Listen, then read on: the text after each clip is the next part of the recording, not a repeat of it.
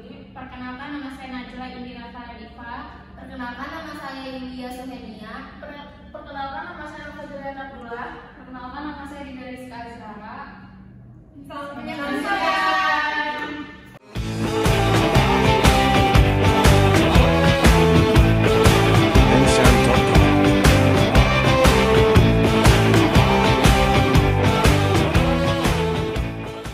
Tadi tugas tentang apa? Oh iya ya. Itu lo nyari kayak bikin video gitu katanya. Hai guys, tunggu. Oh iya. Kalian mau kemana? Mau ke kelas? Iya yuk. Yuk. Yuk.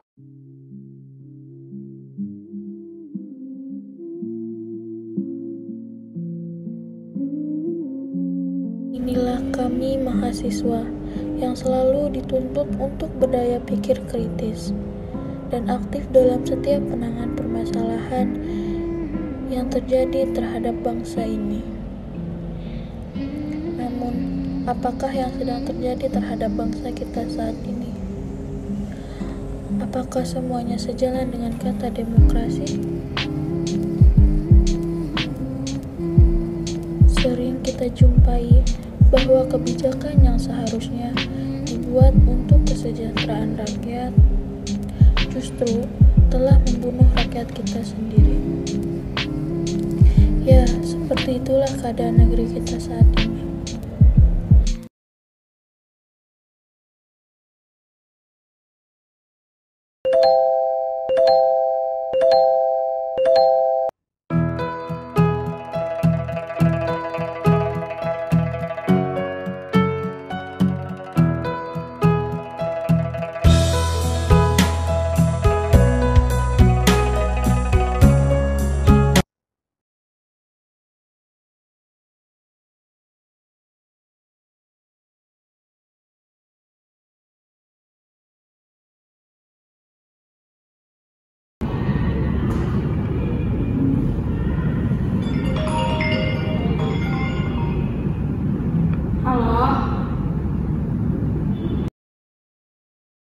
Polisi membubarkan massa dengan melontarkan gas air mata.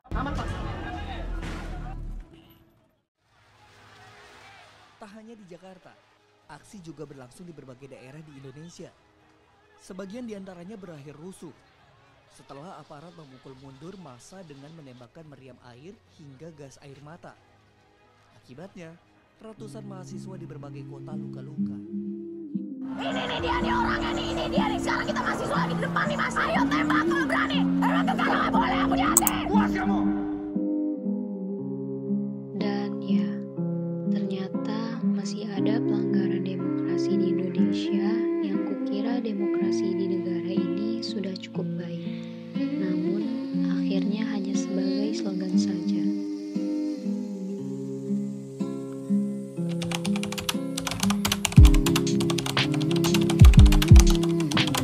Misalnya, sekarang kita bebas memilih dan menganut kepercayaan tanpa adanya sebuah paksaan dari siapapun. Entah itu Islam, Kristen, Hindu, Buddha, maupun Konghucu. Semuanya berkumpul di satu tempat tanpa adanya diskriminasi akibat dari perbedaan keyakinan yang dianut.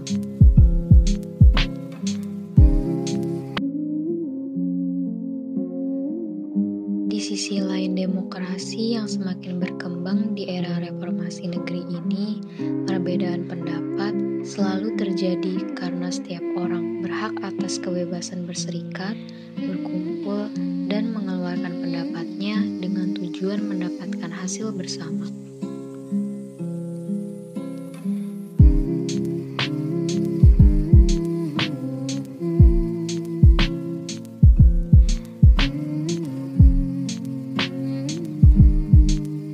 Namun, kita jangan sampai lupa bahwa sejatinya setiap orang berhak mendengarkan dan didengarkan walaupun tidak semua penyampaian aspirasi berakhir damai dan menemukan hasil bersama untuk membangun negeri kita ini lebih ke arah yang baik dan lebih maju lagi.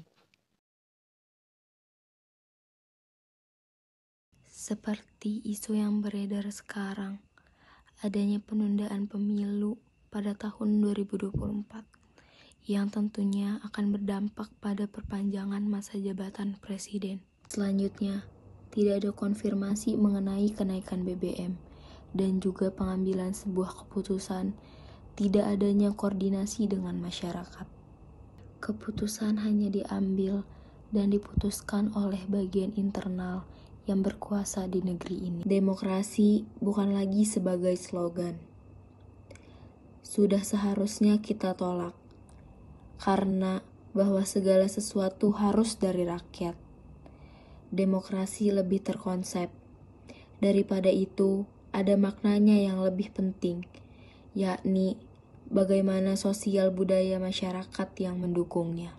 Seperti isu yang beredar sekarang, yaitu isu penundaan pemilu pada tahun 2024, yang tentunya akan berdampak pada masa perpanjangan jabatan presiden. Masyarakat dalam hal ini membutuhkan komitmen dan menghargai kebebasan, dan yang lebih pentingnya adalah pentingnya toleransi.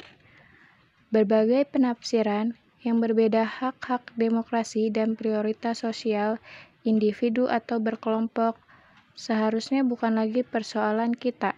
Harus membuat demokrasi menjadi tujuan dan sekaligus tanggung jawab dalam masyarakat berbangsa dan bernegara. Namun sebuah tanggung jawab yang harus kita laksanakan untuk mengubah negeri ini menjadi lebih baik. Demokrasi adalah tirani paling berani dari semua karena tidak bergantung pada otoritas agama atau pada bangsawan ras atau pada hak otoritas bakat. Itu didasarkan pada nomor dan topeng atas nama rakyat. Jika bernagi adalah palu yang menghancurkan rakyat, demokrasi adalah kapak yang membaginya. Bagaimana demokrasi dapat berjalan jika tidak dimulai di diri kita sendiri?